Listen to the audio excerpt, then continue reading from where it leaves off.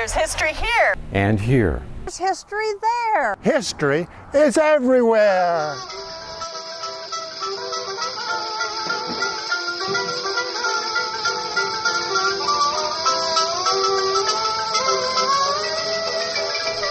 I found out recently that I'm more Irish than my one-time red-headed husband.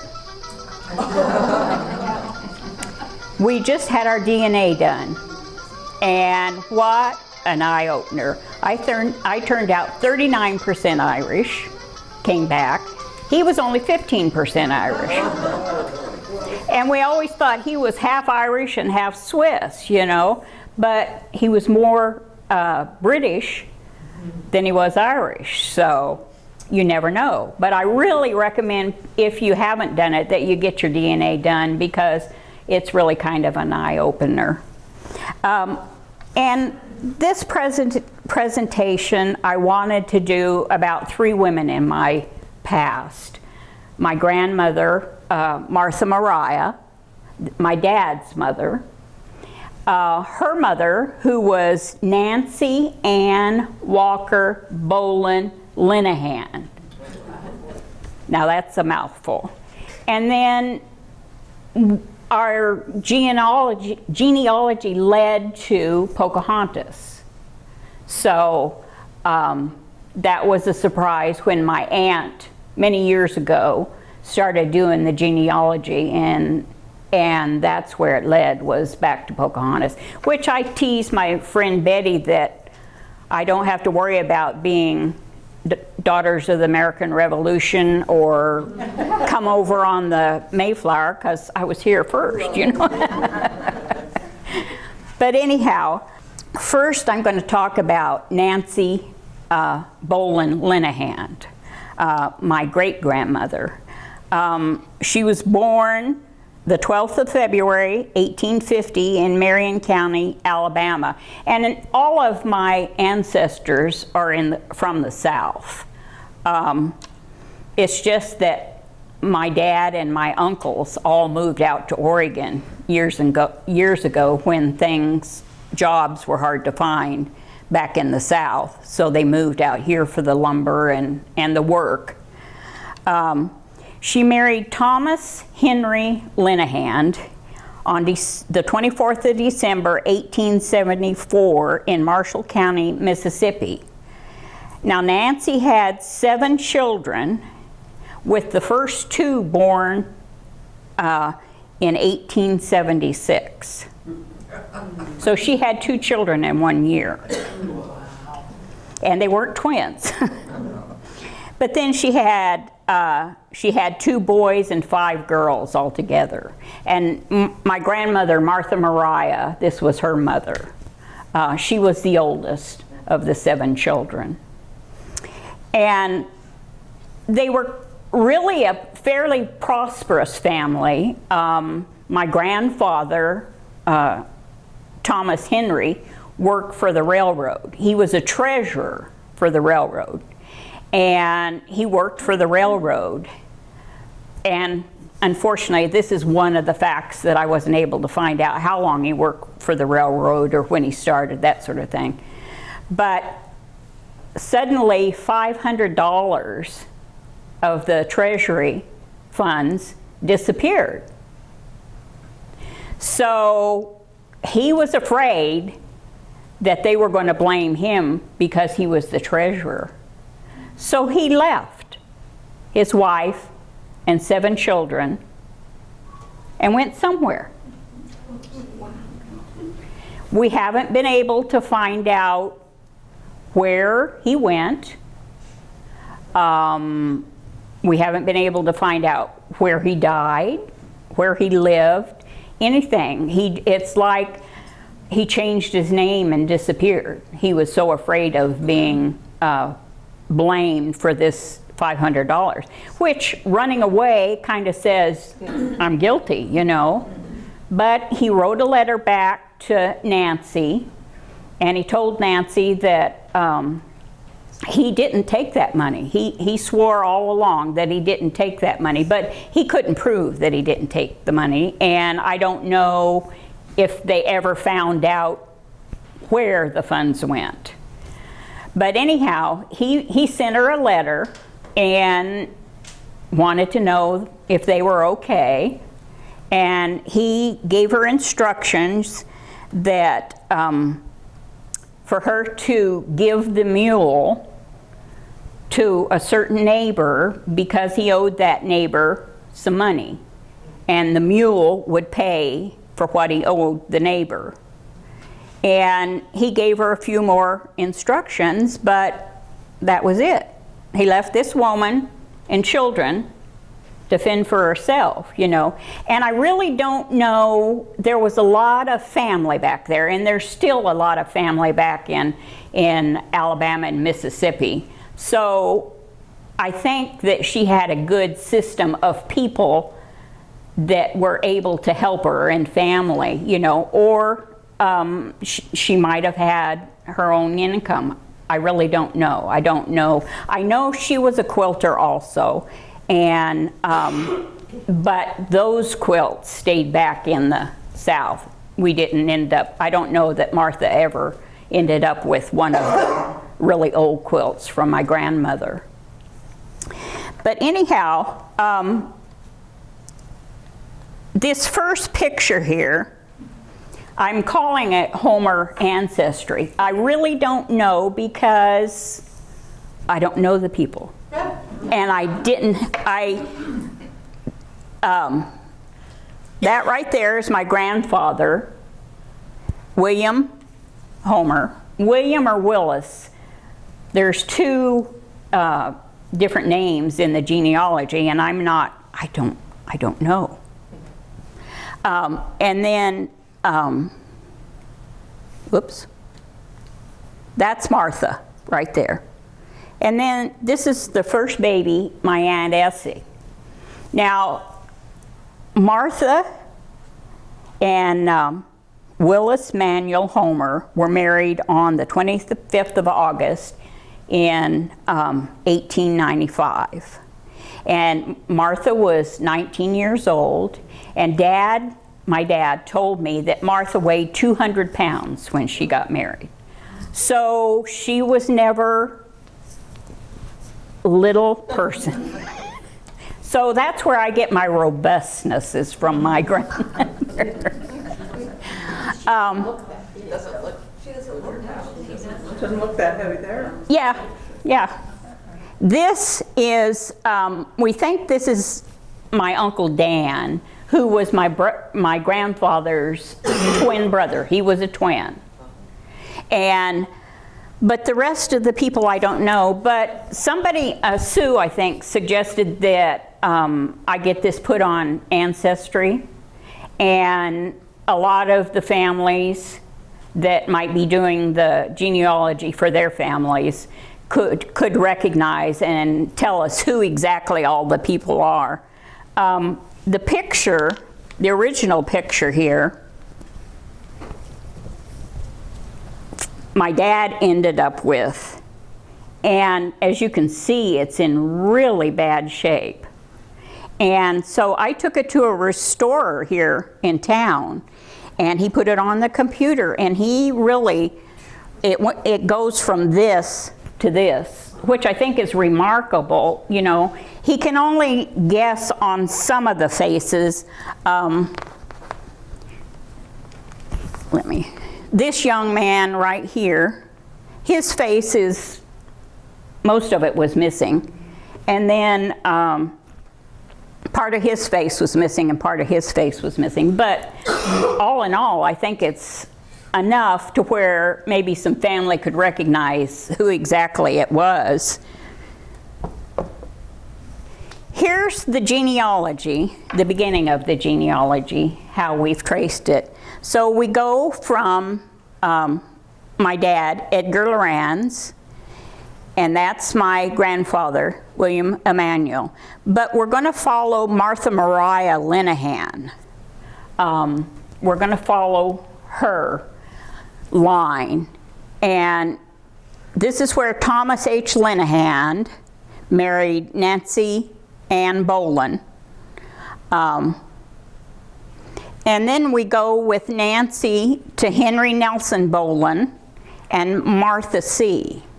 And I don't know if anyone has been able to get more information about Martha or her last name. You know, I haven't seen that yet.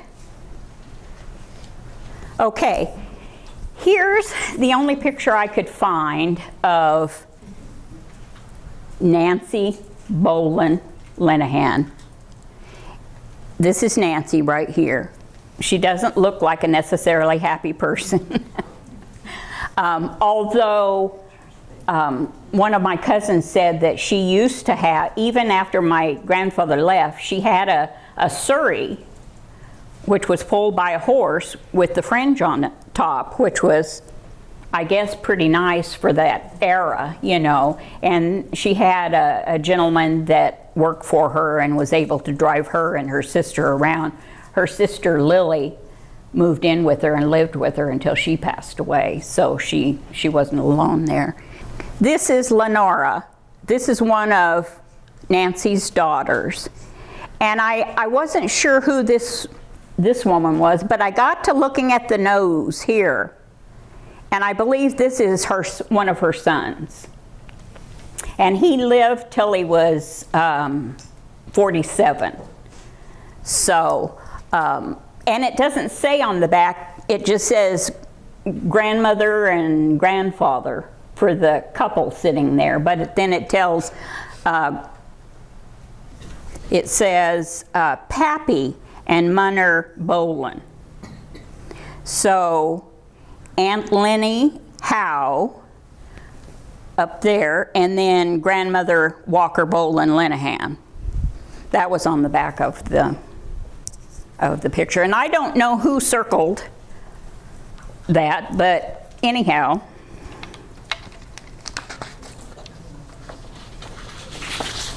Okay, and then the next picture is the Boleyn line.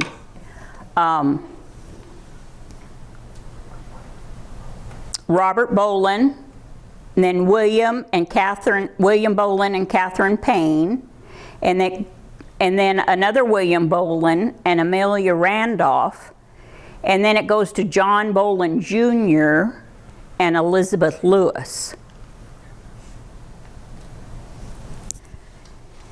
And then we go to John Robert Boleyn Sr., Robert Thomas Boleyn, and Jane, and I can't pronounce it. Matoka Rolfe, Jane Matoka Rolfe, and then it goes to Thomas Rolfe and Jane Paulithrees, John Rolfe Jr. and Pocahontas. So this is John's, John and Pocahontas' son, Thomas Rolfe, married Jane, and then their daughter married Robert Thomas Boleyn. So this is how they traced us to Pocahontas, was through this particular line.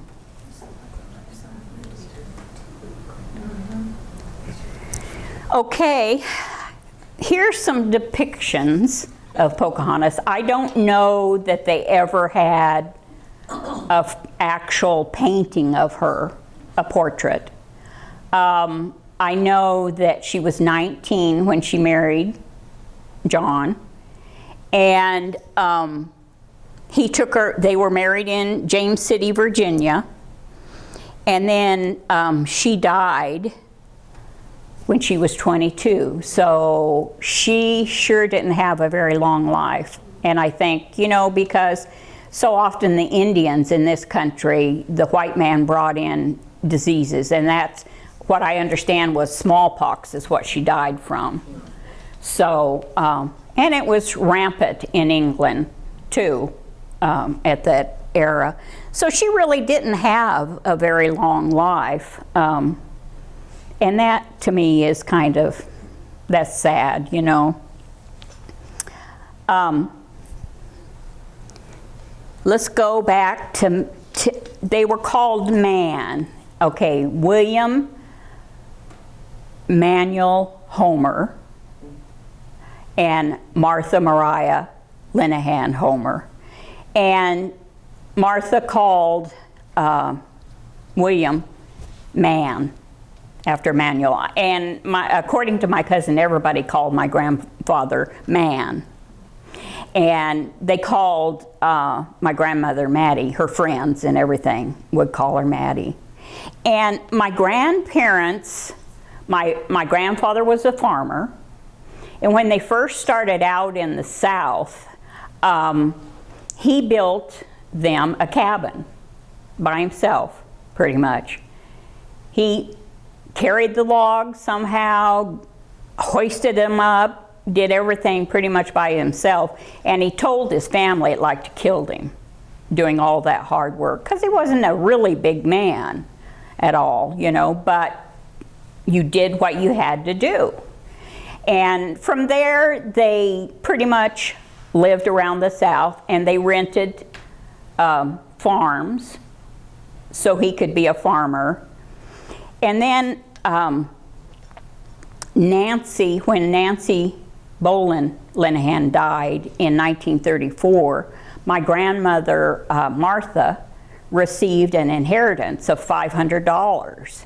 And she told my grandfather that she was going to buy a house. And I think the family had migrated at that point to Oklahoma.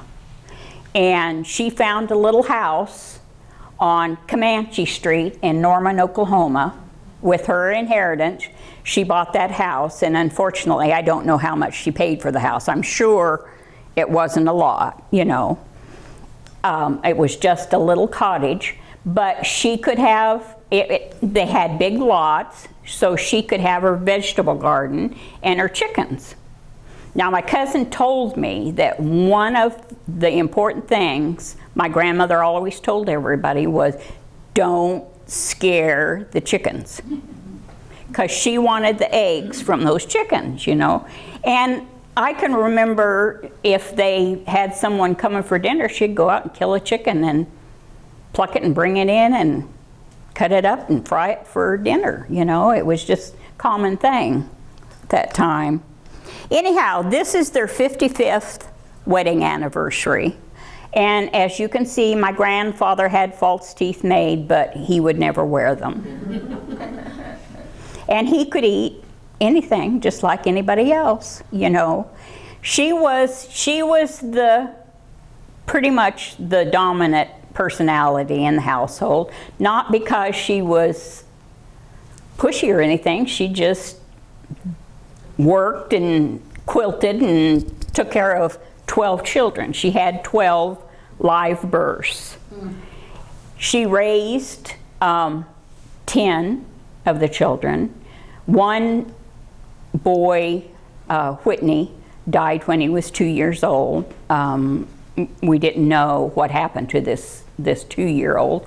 And then one of the girls died at 14 from some kind of female problems, is what they said. But then the rest of them, the 5 boys and then the 4 girls. There was the 12. It was half and half. It was 6 boys and 6 girls. And here they are at their 60th wedding anniversary. Cute. My grandfather had one eye that turned, and in some pictures it looks like the left eye was the one that turned, but then in some pictures it looks like it was the right eye. So it was really kind of hard to tell which eye it was. He was real easygoing. He didn't spank the kids or anything. My grandmother was the one that was the disciplinarian, and she was pretty much easygoing too. My cousin said, my cousin Pat lives in Oklahoma, and she said that grandmother would make her mind, and if she did something that grandmother didn't like, grandmother would send her out for a switch. And my cousin Pat said, I was going to be smart. I got a little switch. Woo, did that hurt, she said. It'd have been better if she got a big one, she thought. But Grandma was just, you know, she was used to a lot of kids and a lot of grandkids. There was always, when we would go back to Oklahoma and Texas, there was always just a lot of cousins and people around. So it was fun to see. Now here is their 65th wedding anniversary. And by now you can tell that snuff caught up with my grandmother because she had to have part of her jaw removed. Fortunately, it wasn't so bad that she wasn't able to eat from the other side of her jaw. She didn't lose all of her jaw like that, you know, because that would have been really hard back in that time. But my grandparents, this is my dad, right here, Edgar. And my grandfather always told everybody he was his prettiest boy. Dad always had black wavy hair, and he was a pretty handsome fella. Here are most of the brothers, and this is my Aunt Essie, and she lived to be 107 years old. She lived by herself until she was 99, and then she had to go into assisted living. So I thought it was remarkable that because she was always a farm gal herself. And by the time she got married, Grandma was still having babies, and she and my grandmother were pregnant at the same time for the last couple of children they had, which I thought was ironic, you know, but that was life. My grandparents were married for 66 years when my grandfather passed away, and then my grandmother passed away in 1964. Anyhow, so let's talk about quilts now. If you First, Melinda. Yes. That's Melinda in the bottom picture. Oh, Just in case. that's me at their 65th wedding anniversary. I was pretty young then, so. Okay, I'll be quiet. All righty. Here, my grandmother was prolific at doing quilts. She was sitting, they said, always. She made her own clothes. She made shirts and clothes for the boys and the girls. And she did have a sewing machine, but so many of these quilts that she's done, she pieced by hand and quilted by hand. And I have 6 of them. I've got another double wedding ring that's done all in yellows. And I thought, ooh, yellows, I don't know who would like that. My grandson said, oh, I'd love to have that. So I'm going to get it backed and quilted for my grandson to have of his great-great-grandmother. So that was fun. Anyhow, this first quilt over here. Should we turn the lights on? Yes, yes, if you will. And I found that some of you ladies know more than I do about what the patterns are. I looked them up. I had a couple books from the library, dating fabrics. I didn't find many of the fabrics in the book, so I really didn't date. I was not able to date many of them. But I found this encyclopedia of piece quilt patterns. And this first one was unusual. Nobody seemed to know a lot about that particular pattern. The one on the far right? Yes, the first one. What I found was choices. It could be a Joseph's coat, it could be a scrap bag, or it could be a Missouri puzzle. And it was dated, these patterns were from the 1930 to 1960 approximately. So, and then when we come to this one, I thought maybe old Tippecanoe, broken dishes, Railroad Crossing Grandmother's Choice Shoe Fly, because there's a lot of different blocks in this particular quilt. But the ladies were telling me that this was Jacob's Ladder. Yes. This one is Jacob's Ladder. This one is Broken Dishes. And they thought this was Churn Dash. And then there's a 16 patch. And that's the choice, some kind of choice, I think. Something choice, you know. But if you look, there's a lot of different 9 patch. She used just a variety of different patterns to put together, you know, which I think is just awesome for quilting. But she just put them together, and she used them. As you can see, these quilts have been used a lot. This one is in not too bad shape. There's some tears here, and it's lumpy. The backing got really lumpy. That one I think is a newer quilt, and it seems to be, the batting seems to be pretty good. This one over here is either a red cross or an alpine cross. And I think it's one of the older quilts. But like I say, I haven't been able to date the fabrics. That's not my expertise, so I don't know as far as dating how old it is. But it's kind of got 4 patch in the corner and then the cross, and that's in what I could find in the book, that's what it looked like to me, was those 2 crosses. And then I think this is the oldest quilt right behind us here. And it's silk fabrics.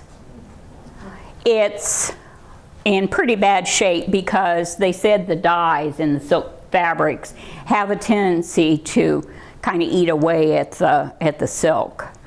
So there's quite a few of them that are, well, you can see in the red one where they're just threads basically now, you know. So, but wow, what a way to quilt. And it's been repaired too. But once I started really looking at these quilts, I thought, wow, this woman was just really talented, you know.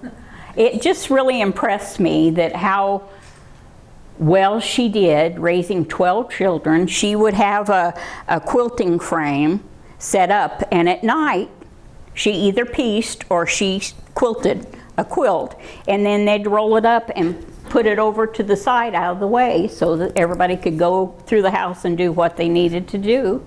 And yet she cooked and she cleaned and she raised those 12 children and still was able, like I said, I've got 8 and I know there's more back in the South. You know, my mom made sure that we had some of those quilts. She said, when my grandmother died, she said, I went in there and I told them I was going to get some of these quilts. So she did, and I thought that was wonderful that I have this heritage here to share with you.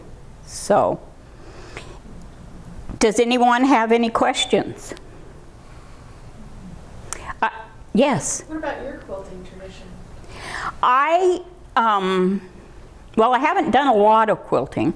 I've done some smaller quiltings. I made my daughter a graduation quilt.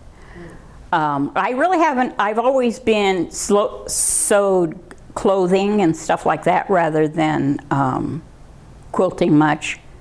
Like I said, I do more wall hanging sort of quilts. That kind of came into popularity rather than doing the quilts. Did your mother quilt? No. No, my mother didn't. My mother didn't do. I think really I got all of my because I do beading, I do china painting, I do sewing. I got that from my grandmother, I think, you know. Because she was that sort of person. She was just always busy, never Were you still. around her a lot? No, we weren't, because we would go every few years back to Oklahoma and Texas because Mom was from Texas and then Dad was from, you know, his family lived in Oklahoma. So we'd get to go back every few years. So I never really, once I started checking into doing the genealogy and giving this talk, I had questions like, you know, was Grandma grouchy? Was she easygoing, you know? I mean, you see someone just ever so often and you're so glad to see them and you're little and you're playing and you're up and about, you know, but so I would call my cousin and say, because she lived back there with Grandma, you know, what was Grandma like? What was Grandpa like, you know? So that's where it's been nice to really feel like I found out a little bit more about my grandmother and grandfather.